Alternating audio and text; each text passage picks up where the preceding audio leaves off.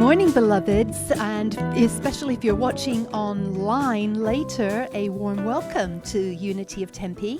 I'm Reverend Mitzi, and I hope that you will consider joining us in person very soon. So I began praying in the early fall into what would be the Advent series for this year. And I know Joe Childs has been saying, what are we doing? What series are we doing? And so now it gets revealed. Many ideas came to mind, but none of them seemed quite right. And with so many feeling uncertain and unsettled about the future, I thought about how we can find assurance in familiar things. There's something comforting about watching a movie or a series that we've seen before and we know that it's going to have a happy ending. And likewise, reading a familiar book and finding solace in that. And engaging in familiar traditions can also bring us comfort. And reflecting on this, I realized that our spiritual community experiences this too.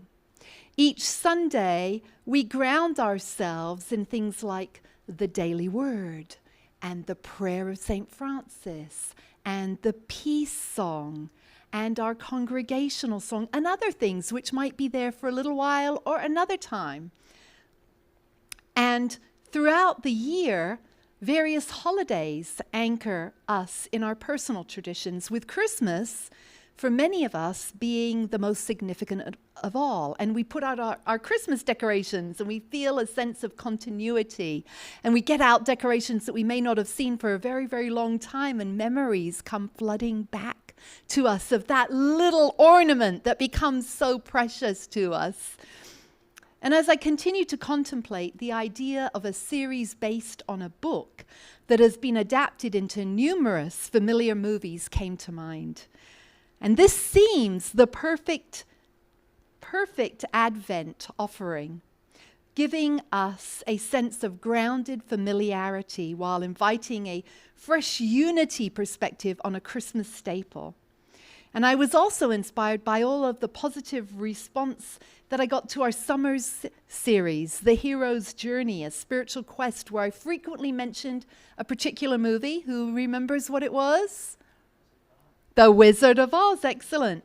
So this Advent, we will be using a familiar Christmas story as a backdrop for our brand new this year, never been done before at Unity of Tempe in any incarnation of where we have been, brand new Advent series, The Humbug, Hallelujah.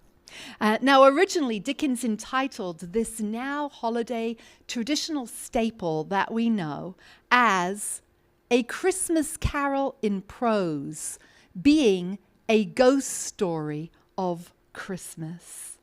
And while the story is not a song, it is divided into staves or verses, and like a carol, it seems timeless. And perhaps Dickens really intended that. In fact, I think he did, that it would be brought out year after year after year. And I bet he has no idea of how popular it has become. So to give us context on A Christmas Carol, we found this really great video. So settle back and enjoy this. It's really informative of what was going on in the times.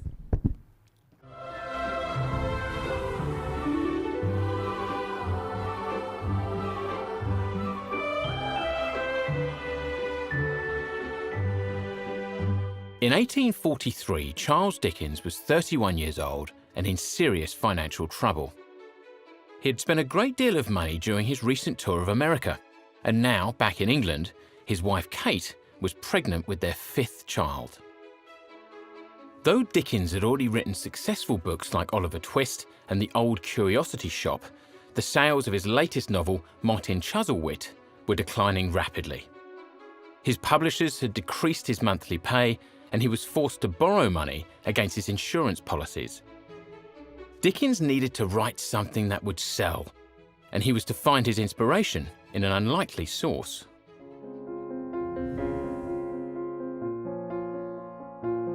In the spring of 1843, Dickens read a parliamentary report on child labour.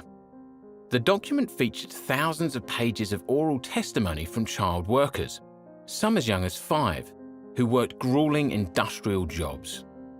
Because Dickens had worked 10-hour days in a boot-blacking factory as a child, the plight of the exploited children resonated strongly with the author.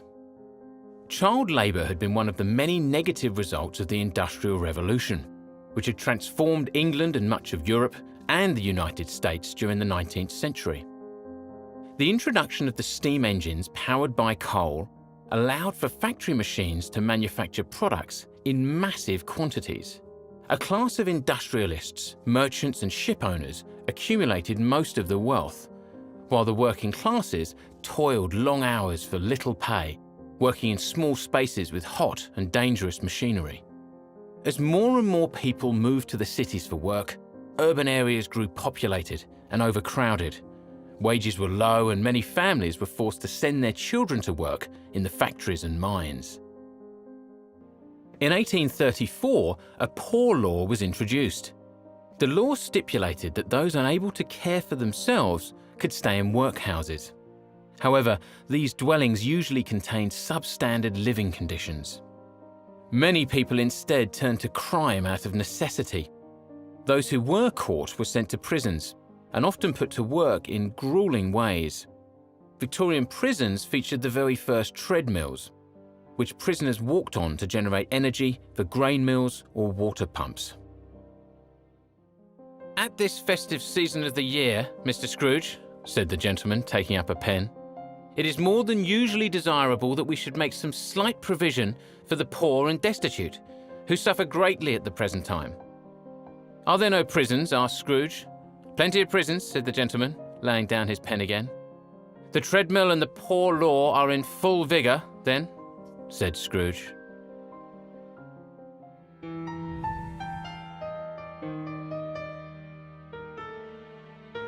In October 1843, Dickens took a long walk after attending a charity fundraising event in Manchester. It was there he conceived of the idea of A Christmas Carol, which he proceeded to write hastily over the 6 weeks that followed. A Christmas Carol drew heavily on the Gothic genre, which was highly popular in Victorian England. Gothic texts featured eerie and mysterious atmospheres, and often incorporated criminal, supernatural, or romantic elements. Other conventions of the genre included flawed protagonists, strange visions, omens, and nightmares. The settings of Gothic stories were also important, and often took place in atmospheric and isolated locations like castles and graveyards. Ghost stories were a particularly popular form of Gothic fiction, and were often filled with flickering candles, strange noises, shadowy houses, and malevolent spirits. These stories tapped into Victorian society's widespread fascination with the supernatural. Mediums were in great demand, holding seances where spirits were summoned, and furniture was seen to move or float. Spirit photography was also in vogue in the latter half of the 19th century and relied on photographic tricks to depict ghostly apparitions. Dickens also significantly chose to set his story during the Christmas season. The holiday had its roots in the pagan winter solstice festival known as Yule, an event filled with feasting, drinking, sacrifice, and increased supernatural activity. Dickens's story not only enhanced the association between Christmas time and the spiritual world, it would also help lay the foundation for the modern Christmas holiday.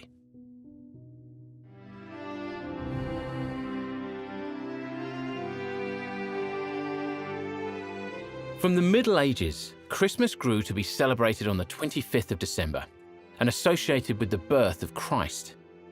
Festivals and church services were held annually in its honour. Yet by the 19th century, many of the holiday's traditions, like Christmas carols, had declined in popularity. For much of the population of England, Christmas was little more than a 2-day reprieve from gruelling industrial life.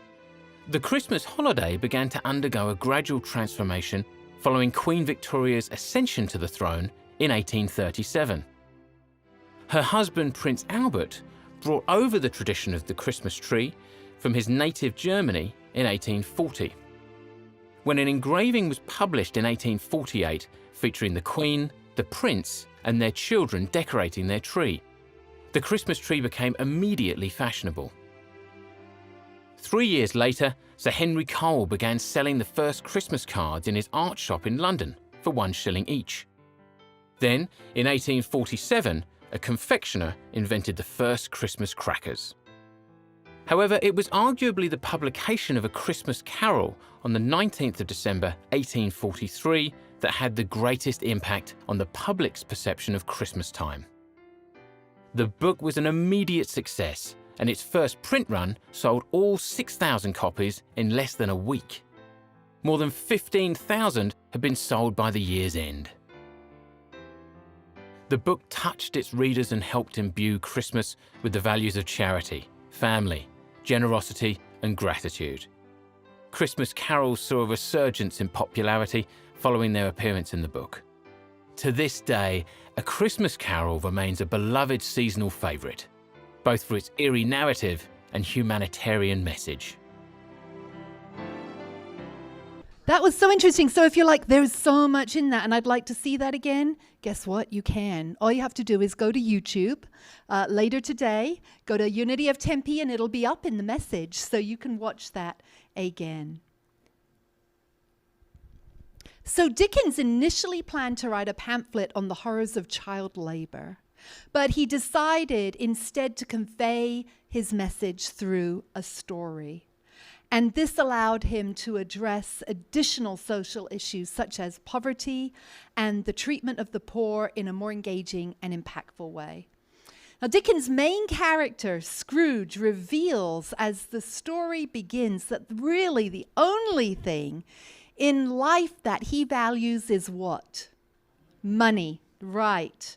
And he lives in resentment, fear, and watches out only for himself. Bah! Humbug! Merry Christmas!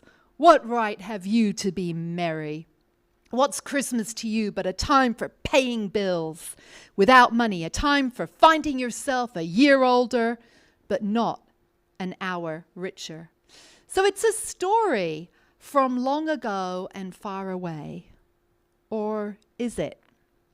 Still, we live in a world where the chasm between rich and poor, generosity and selfishness, privilege and oppression continues. The God's economy says that there is enough for all, and all are worthy of the abundance of life and joy and freedom and sustenance. Will humanity ever move toward this richness and peace for all? Or will we continue to be chained by the poverty of exclusion, where those in power profit from those without power? Now, this is an age-old scenario, and it's evidence in Scripture as the journey toward Bethlehem and the manger began with a decree, with an order from Rome. This is something very familiar, but we're going to look at it a little deeper. In those days, Caesar Augustus issued a decree that a census should be taken of the entire Roman world. This was the first census that took place while Quirinius was governor of Syria, and everyone went to their own town to register. Now, we read that at Christmas. Usually on Christmas Eve, we hear about it. But let's examine it. So, needing more money to build the Roman Empire, Caesar Augustus demanded this census so that all who lived under his reign could contribute to this expansion of power. As we enter the final month of 2024, it's important to reflect on where we place our hope. Are we relying on worldly powers? Or are we finding strength in God's presence within us? So as we begin our journey, our Advent journey of spiritual awakening, guided by an unlikely spiritual teacher, Ebenezer Scrooge, you might wonder what this notorious miser has to teach us about hope and spiritual transformation. Yet in Dickens' immortal tale, we find profound truth about the darkness, about the journey from darkness to light, the very journey that we contemplate during the sacred season of Advent. And Dickens tells us darkness is cheap, and Scrooge liked it. Scrooge would rather sit in the dark than pay for the fuel to light a lamp. This illustrates not just Scrooge's miserliness, but also his spiritual darkness. He had everything that the world valued. He had wealth and business success and social position, and yet he lived in profound spiritual poverty.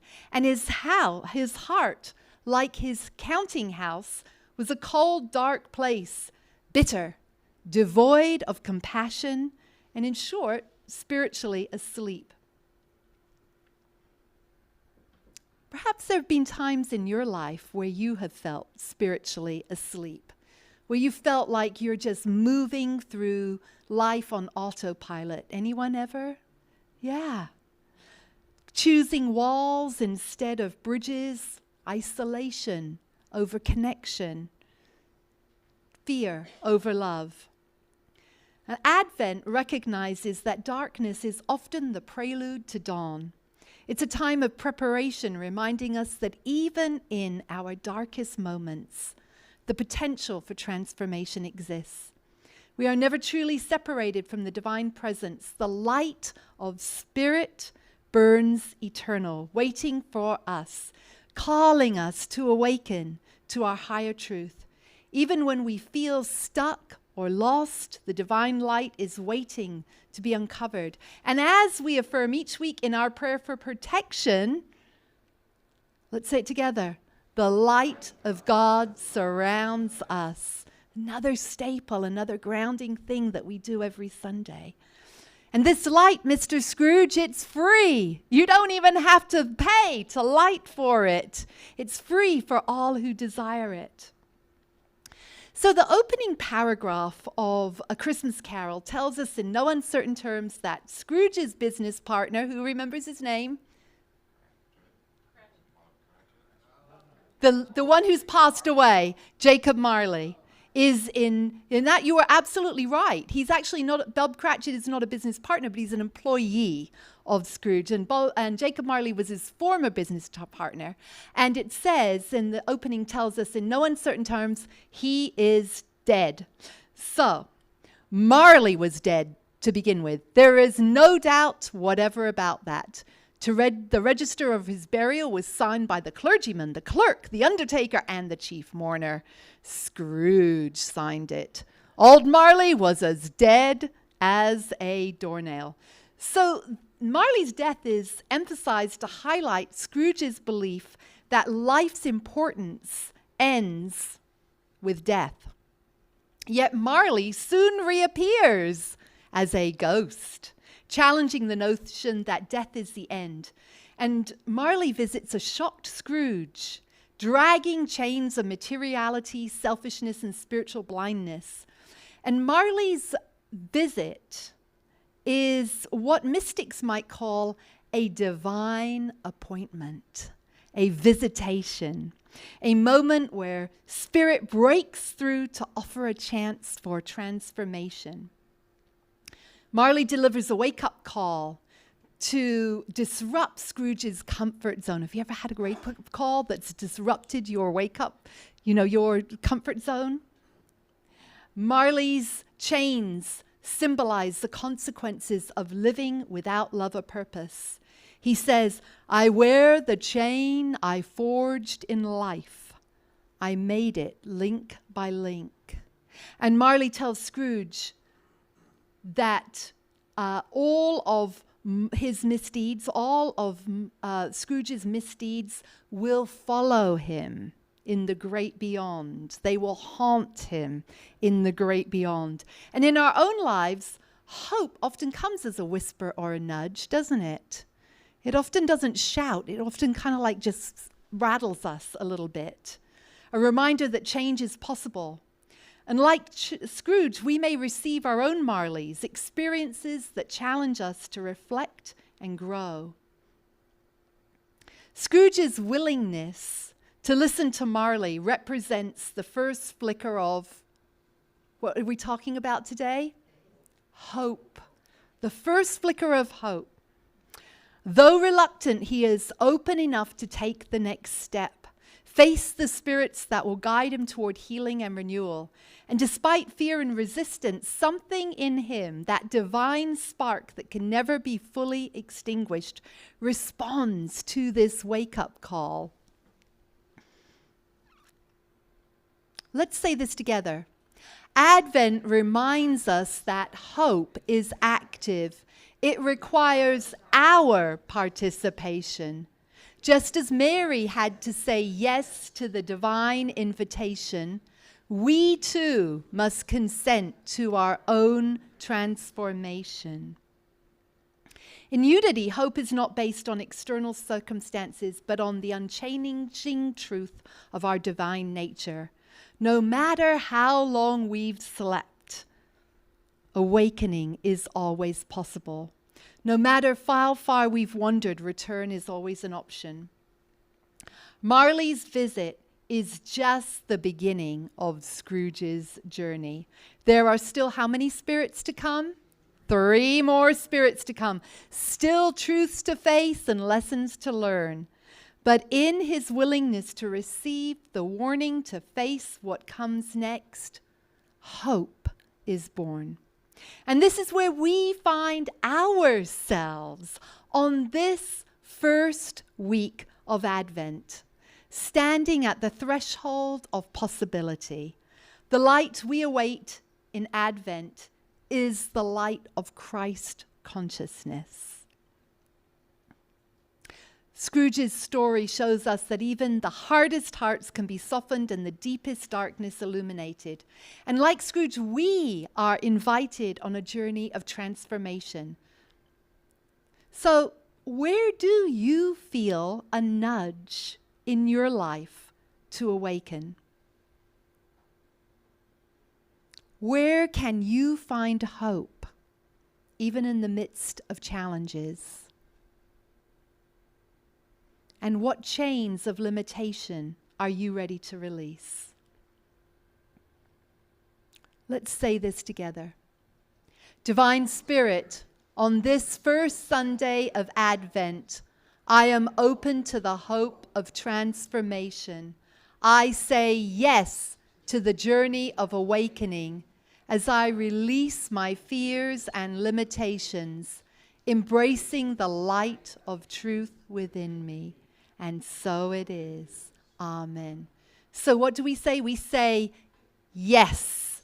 We say yes to Advent this year and to the light of transformation within us.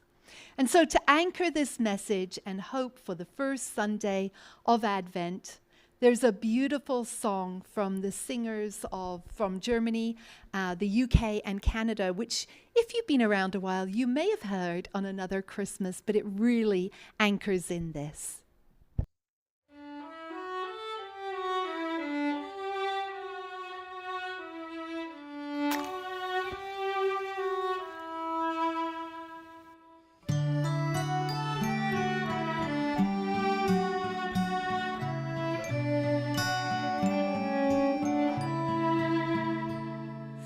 Light a candle, shine it bright, a light of hope, and let it shine for all the world to see.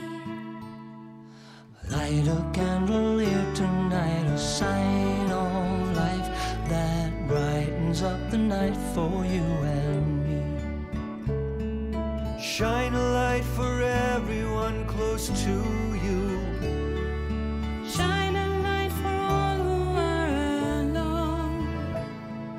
Shine it for the many whispered prayers, For the spark of courage in your soul. light a candle, shine it bright, a light of hope, and let it shine for all the world to see. Light a candle here tonight. sign of life that brightens up the night for you and me. Shine a light for doers and for hopers, for the people who console our hearts. Nurses, doctors, all the ones that help us. Shine a light for goodbyes and new starts.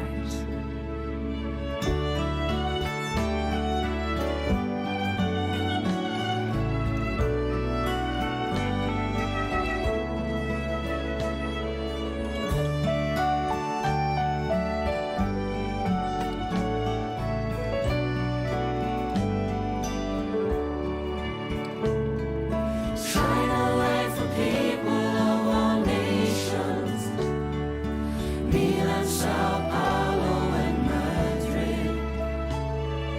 Shine it to connect us by the power that we feel in every loving step. Light a candle, shine it bright, a light of hope, and let it shine for all the world to see. Light a candle here tonight, a sign of life that brightens up the night for you and me. It brightens up the night for you and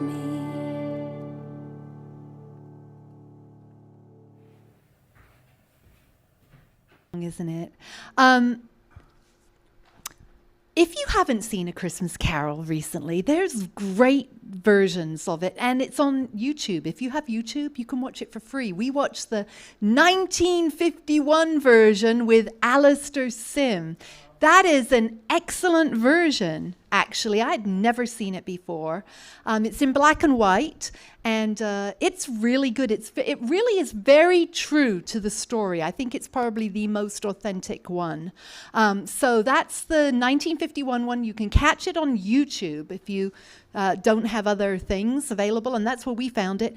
There's one from 1970 with Albert Finney. There's another one with George C. Scott. There's a Muppets version. There's Ron and I are on a task to watch as many versions of it as possible.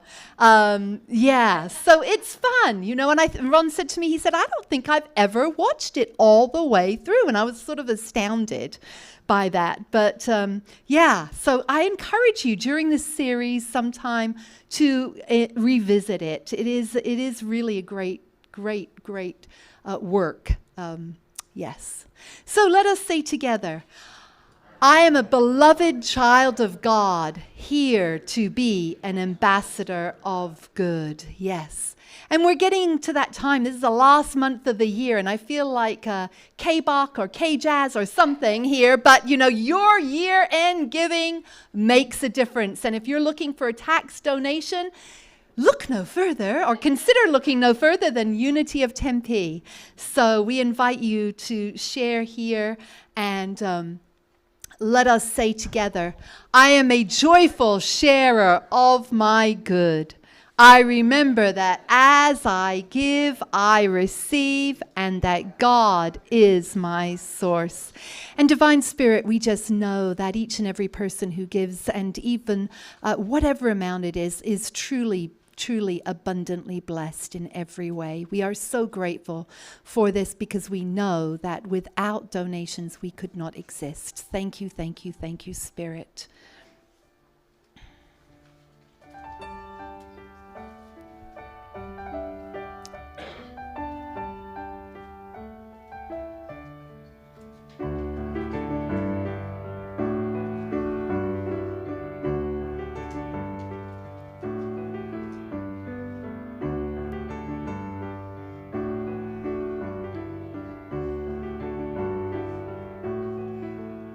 Thank you, Joe and Dennis. We bless these gifts. We bless the giver and the receiver and the stewardship of their use. And so it is. Amen. Oh, and there's our, yes, Isaiah. Thank you, thank you. And we bless all the prayers in the prayer box as well.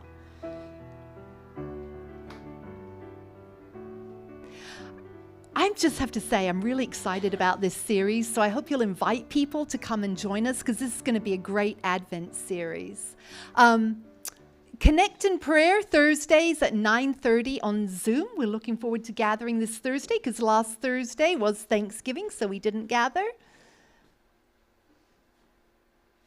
And our food bank, thank you for everyone who is donating. You can bring donations in anytime. We help support Matthew's food crossing food bank. And we're kind of doing for the 22nd this month, so they'll have it in time for Christmas. But anytime you want to bring it in, and if you care to bring it in on the last Sunday, just as per normal, that's fine too, but anytime. Food insecurity, if you have a need of that, see Kent. Kent knows a lot about where to get food, so that is a really good resource on that. Service survey. So sometimes Christmas falls on weird days, and this, well, like on a Sunday, and then we're like, all the ministers going, what do we do now? But this year it is not. It's on Christmas Eve is on a Tuesday. So we're looking at Christmas Eve service. We traditionally do one in the evening. I just want to get a touch. I might have this up again next week because we've got a lot of people not here. What are you thinking about Christmas Eve evening service? Interest, put your hands up. Who would, okay, so now we're thinking, we have traditionally done it around 6 p.m. How does that time feel? Does that feel good? Do you want to do it earlier? Does 6 sound good? 6 sounds good? Okay. And gift exchange, snacks and goodies. We traditionally do a little white elephant type of gift exchange, and would we like to do that on Christmas Eve? All right. You have spoken. So we'll leave this up for next week and see. And yes. All right. You know that you're important. You matter. You make a difference. And think about who needs to hear this. All right. So let's say together the prayer for protection. The light of God surrounds us. The love of God enfolds us. The power of God protects us. The presence of God watches over us. Wherever we are, God is. All is well, and we are grateful. Yes, we are indeed. And beloveds online, I really affirm that you can be with us very soon. Blessings and healing to you.